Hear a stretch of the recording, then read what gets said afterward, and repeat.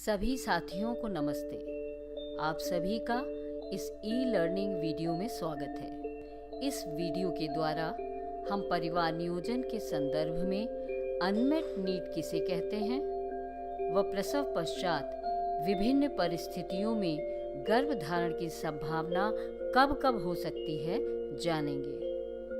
सबसे पहले जानना ज़रूरी है कि परिवार नियोजन के संदर्भ में अनमेट नीड क्या है।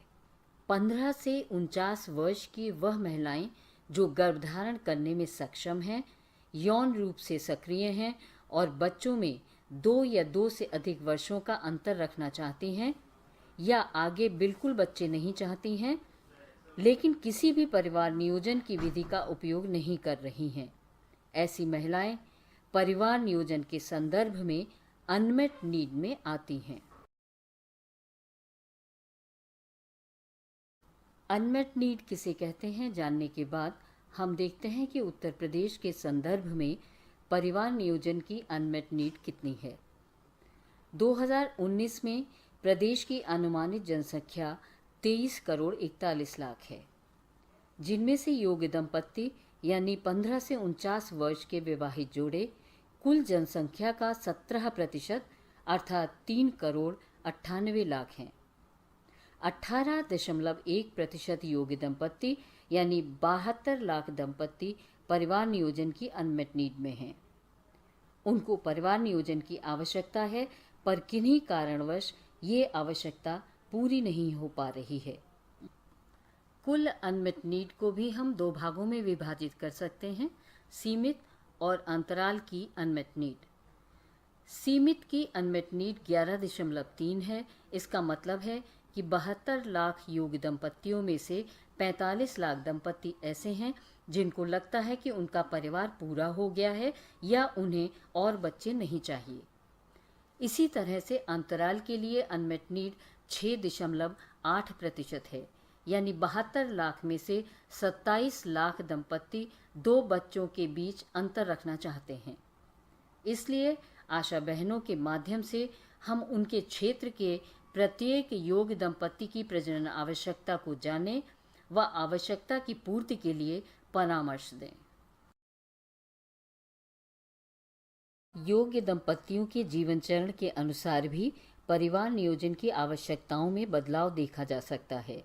प्रत्येक चरण में हम देख सकते हैं कि परिवार नियोजन की मांग कितनी है और पूर्ति कितनी हो पा रही है।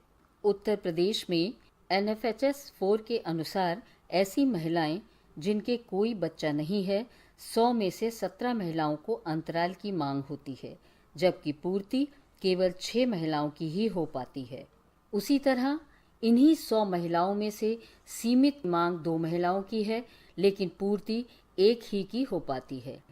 जिन महिलाओं के एक बच्चा है, उन 100 महिलाओं में से 42 महिलाओं को अंतराल की मांग होती है, लेकिन पूर्ति 22 महिलाओं की ही हो पाती है।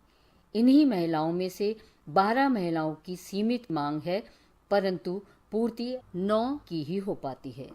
जिन महिलाओं के 2 बच्चे हैं, उनमें भी अंतराल की मांग 15 महिलाओं की है, पर पूर्ति केवल 7 महिलाओं की हो पाती है। इन्हीं महिलाओं में देखें तो 57 महिलाओं की सीमित मांग है, पर पूर्ति 43 महिलाओं की हो पाती है। इसी तरह से 3 या उससे अधिक बच्चे वाली महिलाओं में 100 में से अंतराल की मांग 6 महिलाओं की होती है, जबकि पूर्ति 3 महिलाओं की हो पाती है। इन्हीं महिलाओं में सीमित मांग 68 है, पर पूर्ति 54 महिलाओं की हो जाती है। अगर इन पूरे आंकड़ों को देखें तो पता चलता है कि जिन महिलाओं के कोई बच्चा नहीं है या पहला बच्चा है, उनमें अंतराल की ज़्यादा मांग है, परंतु पूर्ति कम हो पा रही है। वहीं 2 या उससे अधिक बच्चे वाली महिलाओं में देखें तो अंतराल की अपेक्षा सीमित मांग ज़्यादा है, साथ ही पूर्ति भी हो पा रही है। एक स्वास्थ्य कार्यकर्ता के रूप में हम सब की ये जिम्मेदारी बनती है कि लाभार्थियों की चाहे अंतराल की मांग हो या सीमित मांग हो, दोनों को ही पूरा किया जाए। आंकड़ों के हिसाब से लाभार्थियों की सीमित मांग तो फिर भी पूरी हो रही है, जबकि अंतराल की मांग की पूर्ति नहीं हो पा रही है। जिन महिलाओं के बच्चे नहीं हैं या जिनके एक बच्चा है उनको अंतराल की अधिक आवश्यकता होती है। ऐसी महिलाओं में अंतराल की अधिक मांग होती है और ऐसी महिलाओं में बार बार गर्भवती होने के खतरे के साथ साथ माँ और बच्चे दोनों को मृत्यु का खतरा भी बढ़ जाता है। ध्यान रखें, परिवार सीमित करने की मांग अंतराल विधियों द्वारा भी पूरी की जा सकती है। अभी तक हमने देखा कि परिवार नियोजन की अनमेट नीड पूरी नहीं हो पाती है, जिसके कारण अनचाहे गर्भ की संभावना बढ़ जाती है। उत्तर प्रदेश में गटमाकर इंस्टीट्यूट की एक रिपोर्ट के अनुसार 51% ही नियोजित गर्भ होते हैं, जिसमें से 42% नियोजित जन्म होते हैं और 9% अपने आप गर्भपात हो जाते हैं। इसी के विपरीत देखें तो 49% अनियोजित गर्भावस्था होती है, जिसमें 12% अनियोजित जन्म होते हैं, 6% अपने आप गर्भपात हो जाता है और शेष 31% महिलाएं गर्भपात करवाती हैं। इन 31 महिलाओं में देखें तो मात्र 5 महिलाएं सीधे अस्पताल एमटीपी करवाने जाती हैं। वहीं 26 महिलाएं बिना डॉक्टर की सलाह के मेडिकल स्टोर से गर्भपात की दवा लेकर खाती हैं। इन्हीं 26 महिलाओं में से 15 महिलाएं दवाई खाने के बाद अधूरे गर्भपात और अत्यधिक गंभीर हालत के साथ अस्पताल जाती हैं। इसीलिए महिलाओं की परिवार नियोजन की अनमेट नीड को पूरा करना अत्यंत आवश्यक है, ताकि वह अनचाहे गर्भ से बच सकें। आखिरी स्लाइड में आपने जाना कि अगर महिलाओं की अनमेट नीड पूरी नहीं होती है तो अनचाहे गर्भ की संभावना बढ़ जाती है। इसी तरह आप देखें कि प्रसव के 1 साल तक 74% महिलाओं में परिवार नियोजन साधनों की अनमेट नीड होती है, जबकि हम सिर्फ 6% ही पूरी कर पा रहे हैं। यह समय बहुत महत्वपूर्ण है, क्योंकि प्रसव के बाद गर्भधारण की संभावना अलग अलग परिस्थितियों में वापस आ जाती है, जिसको समझना सेवा प्रदाता के लिए अत्यंत आवश्यक है।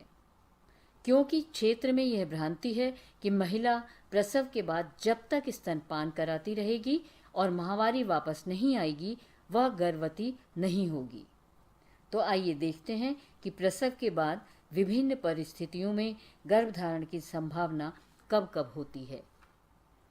केवल स्तनपान कराने वाली महिलाएं 6 महीने तक सुरक्षित हैं, अगर वह लैम विधि की तीनों शर्तों का पालन करती हैं।